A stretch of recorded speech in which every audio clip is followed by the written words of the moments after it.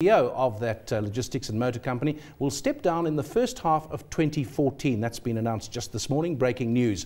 A successor hasn't been announced yet. And to find out more, we have Hubert Brody on the line. Good morning to you, Hubert. It seems like yesterday that you took over from Bill Lynch. That's 6 years ago about that. Why are you resigning? Yes, good morning. Look, I've been, next year by the time I leave, it would be 14 years with the group and half of that as CEO. So it's been a fantastic run and a great privilege to do the job for these years, and fortunately it's gone well. But on the other hand, I want to spend more time with my family and give my friends and family some more of my dedication, and those things are priorities too, Hubert, can I just ask you before Gugu's got a question? She's with me here. How old are you? So are you retiring and going off to be with your family and sit on the beach, or are you going into other things? No, I'm 49, so I definitely want to work. I want to scale the intensity down a little bit. And, when you look at Imperial needs someone that can absolutely give this thing, absolute full tonk and have complete time and dedication. And, I just have some other priorities that I want to attend to, but I certainly want to work maybe at a slightly lesser intensity. Hubert, Gugu here. You mentioned that you've been at the company for about 14 years. How would you describe your tenure as at the helm of Imperial Holdings? Yes, Gugu, it's been a massive privilege, and we particularly in the beginning had some difficult years, and as you remember, we were hit by the global credit crisis just after I took over. And, fortunately, we have an incredible team that rallied together, and we could pull the company through that. We could reshape the balance sheet. We have a great strategy that's now unfolding. So on the basis of kind of strengthening the balance sheet, one could then look at strategy, and we have a great expansion strategy now going into Africa, into logistics, into other parts of the world. So it's in a very exciting period it's been, and it's an exciting period for the company going to go forward as well.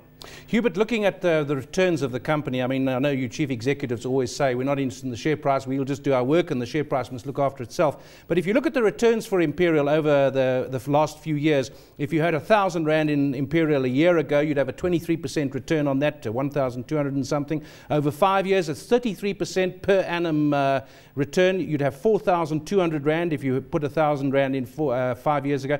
Over 10 years, you'd have 5,400 Rand, an 18% return.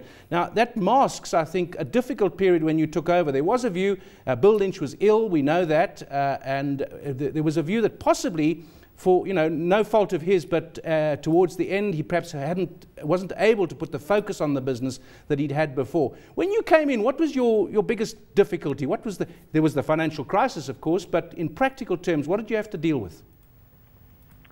Look, our balance sheet at the time was very heavy. We had that, as you remember, that big aviation business, and we had the big leasing business, and we were simply we had too much borrowings. If in the context of the South African capital markets and how much money was actually available to exploit our plan. So what we then needed to immediately do was to put the capital-heavy businesses aside, and we all as a team agreed at the time, even with Bill involved before he retired and then passed away. We all knew that had to be done. We needed to split the capital-heavy and capital-light businesses, and then we became a real capital-light company, and we can then start driving returns on capital. So it was a transformation from the type of business which we were in. But fortunately, everybody knew this was necessary and it was a compelling proposition, and that is why we have got such good ROEs now, 23% ROE, and the kind of growth that we've been able to show. Hubert, no successor has been announced as yet. Will you be assisting in finding a suitable candidate?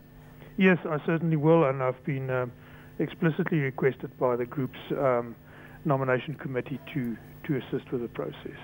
That's good, and it's not a rush thing. You've given the company time. You're going sometime early next year. Thanks to Hubert Brody, CEO of Imperial Holdings, announcing his resignation this morning, but that's only due to take effect in early 2014. And Hubert will be joining our Power Lunch team in the studio at 12 o'clock Central African time, so don't miss the detailed interview with him then.